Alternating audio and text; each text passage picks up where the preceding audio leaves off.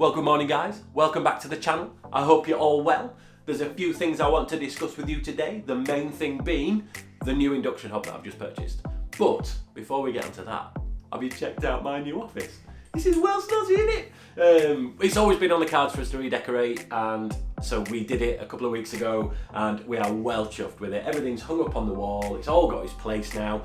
The walls are mainly white, apart from this wood panelling that we've put up. I've fabbed on the worktop here, looks nice. I've got some pictures up on the wall of my landscape work. I've got a painting that a subscriber kindly painted of the van. Thank you, legend. LED strips, because no YouTube channel is complete without LED strips in the background, is it? Anyway, it's not a video about my office, but although, you know, I'm dead proud of it, it looks really nice.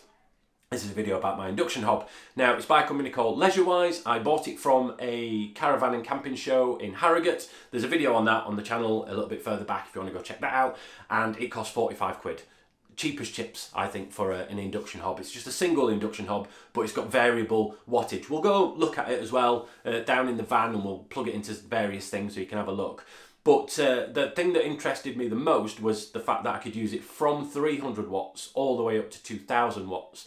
Now, some campsites only allow you to use a certain amount of wattage, you know, and the mains trips and things like that. Although, to be fair, most of the campsites that I've been to, I've been able to run like a 2000 watt fan heater and it's been absolutely fine. So I think you just have to just check with them and make sure it's all right, but I'm sure you'll be absolutely fine. So yeah, knowing that, and if you are tripping the system, at least then you can knock it down to maybe 1200 watts or 600 watts, and then you're not drawing as much power and you're not likely to trip any systems or fuses and things like that. So that's ace, that's a good little thing. That's what interested me the most at first.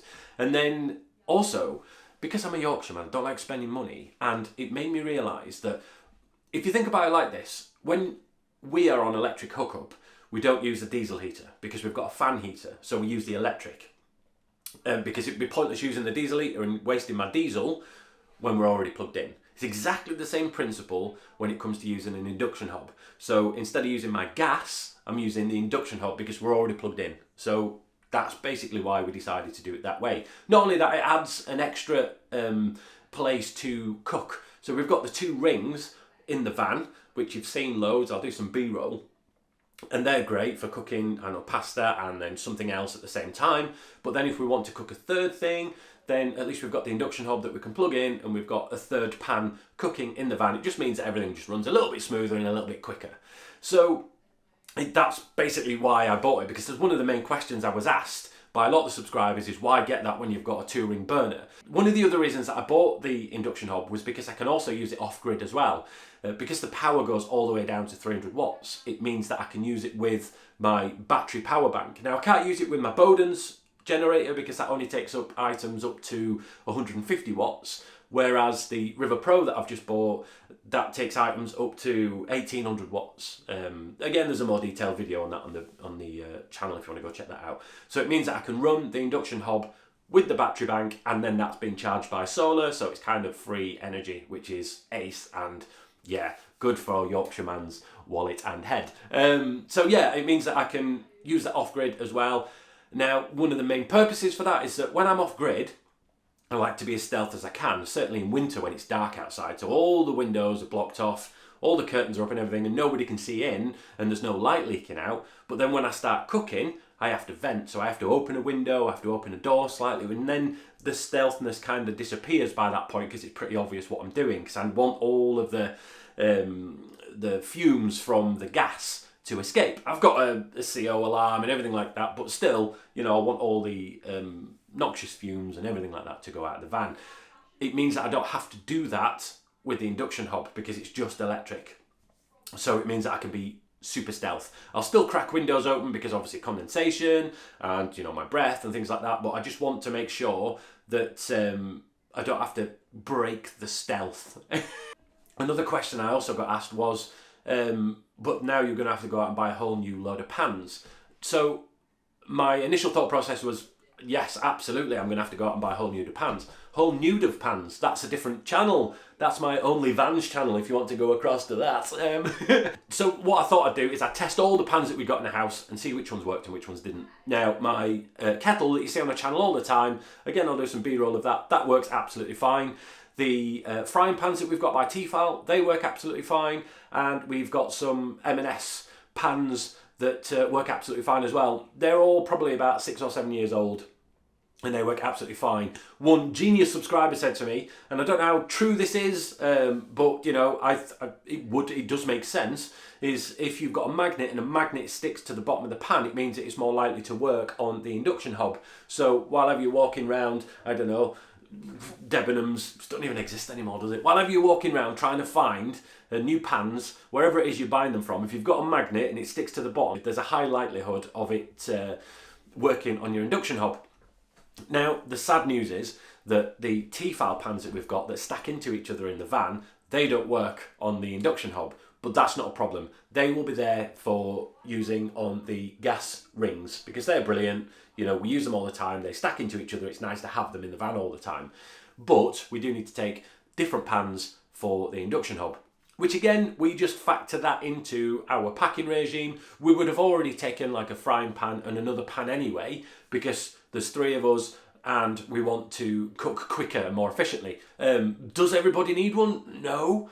Is it a brilliant thing to have? For us, absolutely. You know, there's no right and wrong when it comes to camping. Some people like to do it super, super minimalistic, and that's absolutely fine. Some people, like me, like their home comforts. I mean, I've got a coffee machine in the van, do you know what I mean? And that means I can run the coffee machine off-grid as well. So all those things rolled into one make the camping experience for me a little bit nicer, if that makes sense. So it just makes it more enjoyable, especially if we go away for a long time, blah, blah, blah, blah, blah.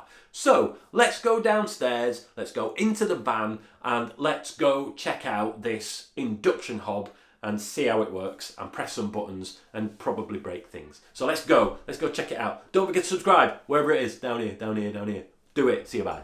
Right, so we're in the van, sat at my table, obviously, and I brought the induction hob into the van, onto the table. I've brought a pan with water in it. I've got the EcoFlow battery bank, and first I plugged it into the 240 volts in a house. Now that's basically equivalent of having it plugged in on electric hookup when you're in a campsite. Now I would plug this into, I've got 2 plug sockets down here that work with an electric hookup, and that's absolutely fine. I'm using their electric, not mine.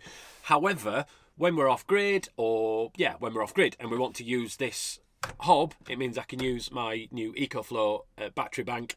Not sponsored, basically just showing you what we use it for. Now I do have in here, I've got my Bowden's generator, which is self-closing. I've got my Bowden's generator, which is in theory the same sort of thing but with less power.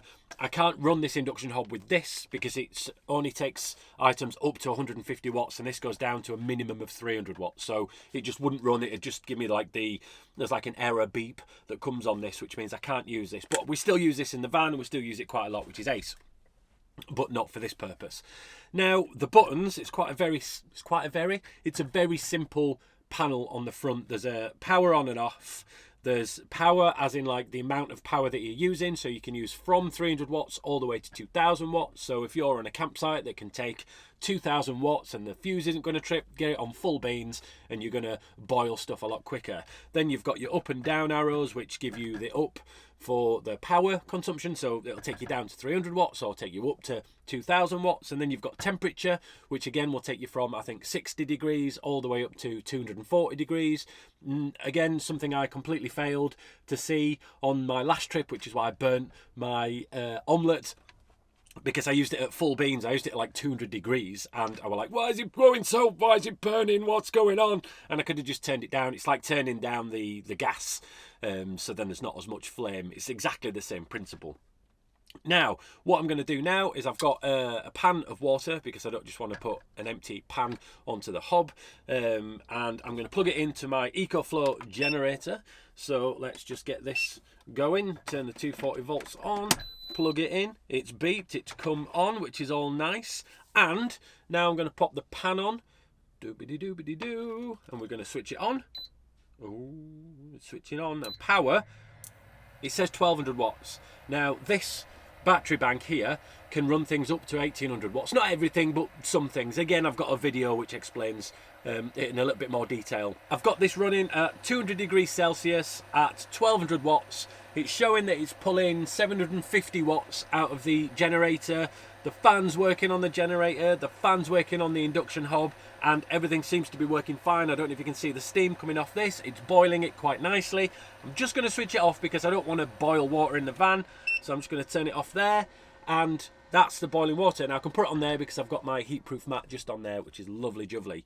Now, it means that it works. Now, it's not without its faults. There is one thing to take into consideration. As soon as you whack this up and go to too much power, this will say it's overloaded and it will just stop running it. So bear in mind, you're running this at a lot lower power than you would use if you were plugged into electric hookup. You could run this at full beans on electric hookup or plugged in a normal 240 volts inside the house.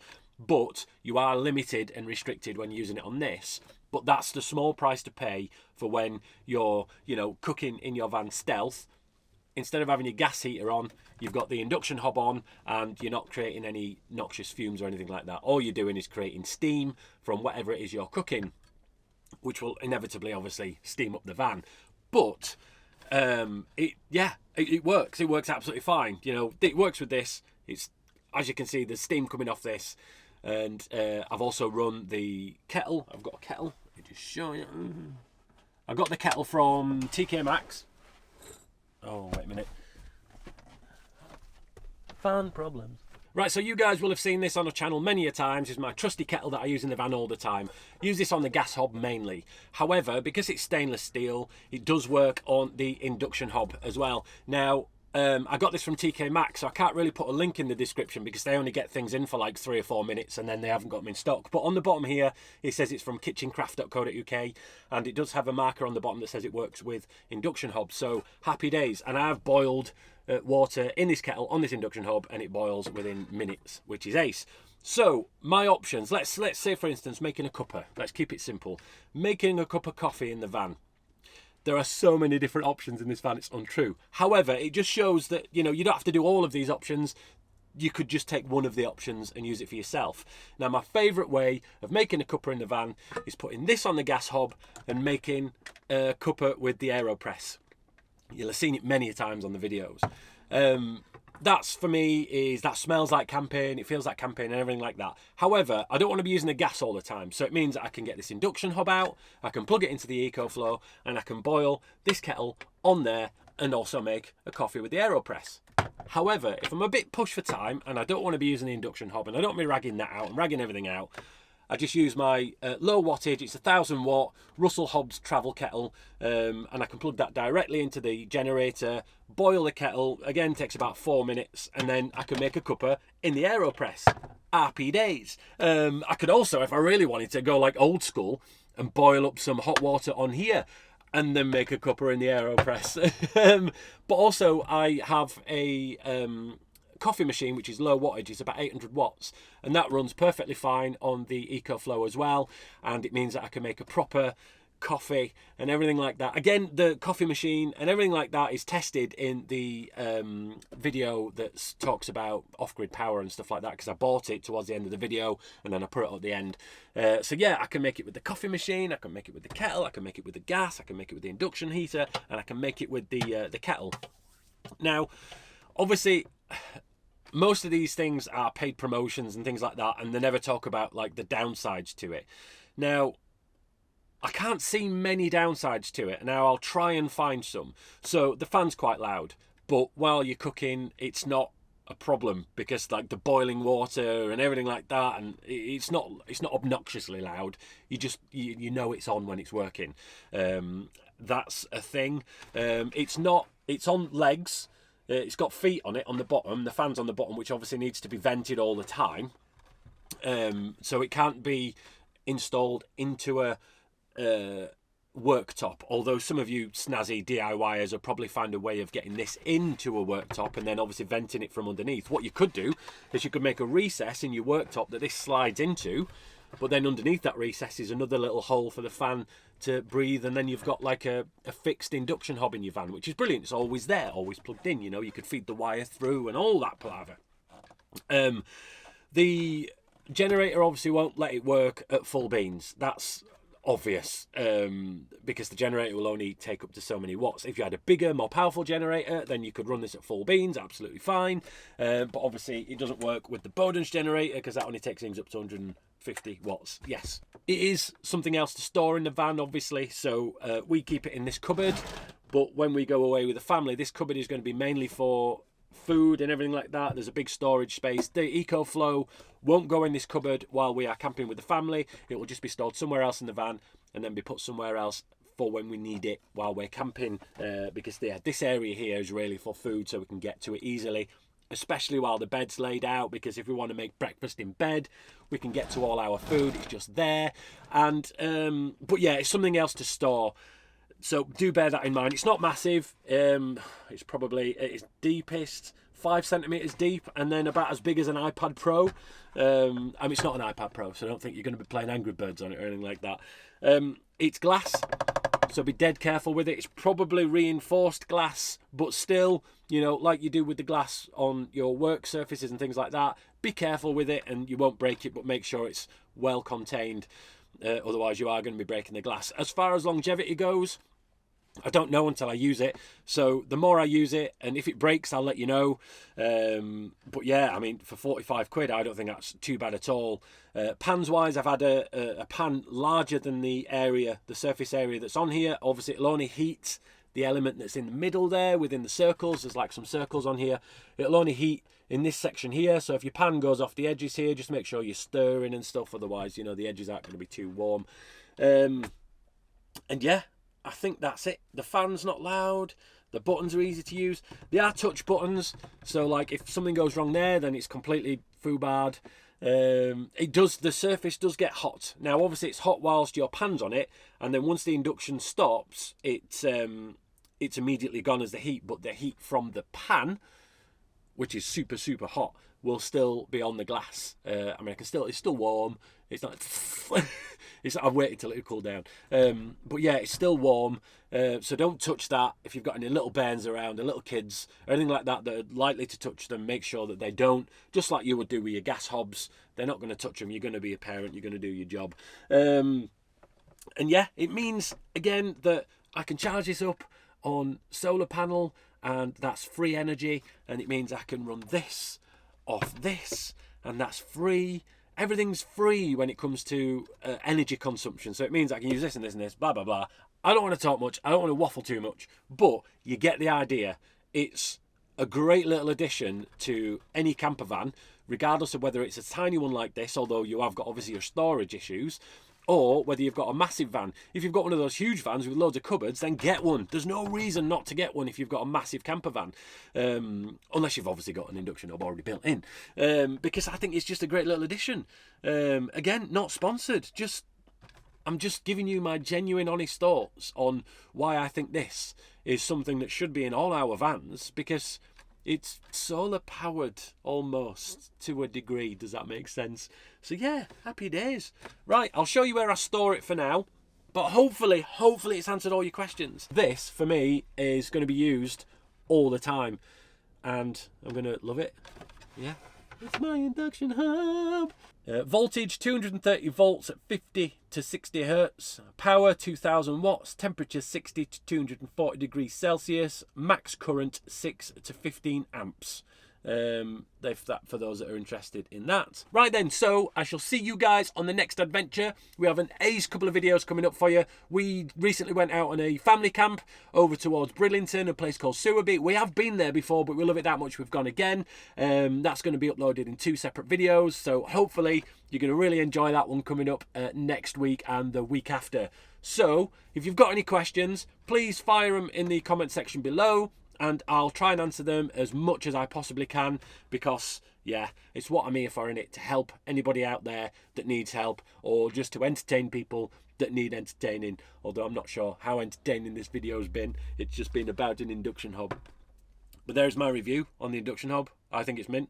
So yeah, buy one if you want, don't buy one if you don't want. End of story. Right, see you later.